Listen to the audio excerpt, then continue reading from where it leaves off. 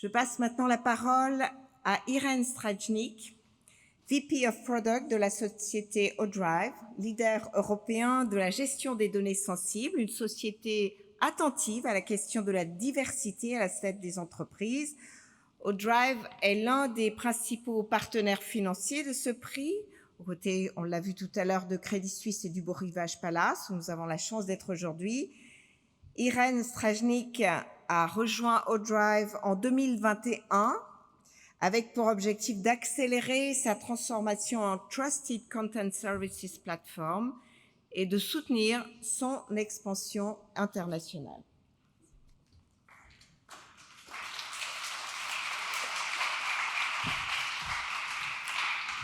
Merci Romaine, bonjour à toutes et à tous. Je suis très heureuse d'être avec vous aujourd'hui devant cette très belle audience. Est-ce que vous m'entendez correctement? Oui, super, merci. L'anthropologue primé par l'Académie française, Alain de Vulpian, expliquait dans son éloge de la métamorphose que la libération des femmes, amorcée dans les années 30 et les profondes transformations qu'elle a impulsées, constituent le fondement de la métamorphose humaniste. À l'instar de mon grand-père, je porte la conviction profonde que pour réussir, pour créer de la valeur, les entreprises doivent relever et porter les enjeux de notre société, et en premier lieu, celui de l'inclusion, de la diversité. Pour ma part, je travaille dans l'industrie du digital depuis 17 ans, et on me demande encore beaucoup trop régulièrement si l'IT est un monde d'hommes.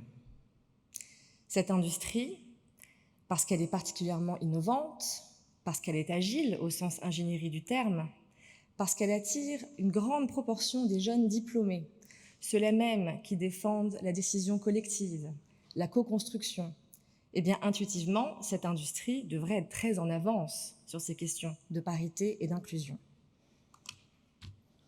Mais les chiffres montrent le contraire, avec 27% de collaboratrices en France en 2021 et 20% dans le monde. Selon Femmes numérique, il est manifeste que le chemin est encore très long à parcourir.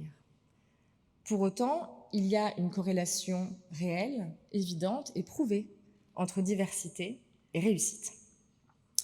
Je prends l'exemple des économistes Richard Freeman et Wei Wang qui, en 2008, ont publié une étude portant sur 2 500 000 articles publiés, au travers de laquelle ils ont pu prouver que les articles rédigés par une équipe de 4 à 5 personnes d'un même milieu avaient beaucoup moins de résonance, beaucoup moins de succès que ceux rédigés par une équipe au profil divers.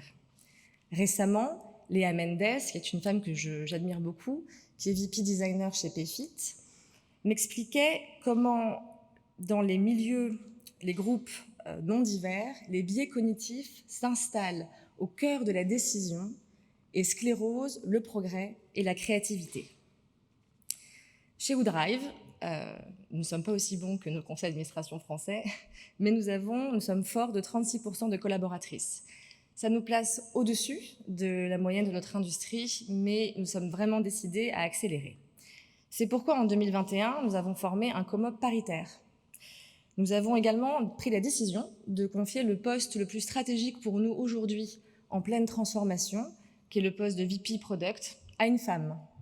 C'est dans cette dynamique aussi que nous avons pu renforcer significativement le nombre de managers, femmes et hommes, de plus de 50 ans, qui eux-mêmes ont apporté des nouvelles méthodes, de l'expérience qui nourrit des équipes plus jeunes et leur permet d'être plus performants, d'optimiser leurs résultats.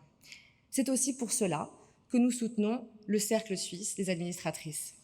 Parce qu'agir pour la diversité dans les conseils d'administration, c'est permettre au plus haut niveau stratégique de l'entreprise d'impulser de nouvelles directions, de ne pas rester entre soi, de conduire le changement. C'est de la diversité dans son ensemble, c'est-à-dire de la diversité des genres, des âges, des orientations sexuelles, des cultures, des conditions physiques, mais aussi des tempéraments, des caractères, des milieux sociaux et éducatifs, qu'émerge la richesse des points de vue, la capacité à appréhender les problèmes sous différents angles pour trouver des solutions audacieuses.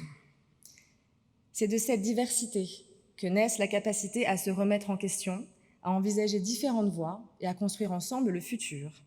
C'est grâce à cela que les entreprises comme Booking.com, comme Woodrive, Swile ou encore Payfit construisent de bons produits.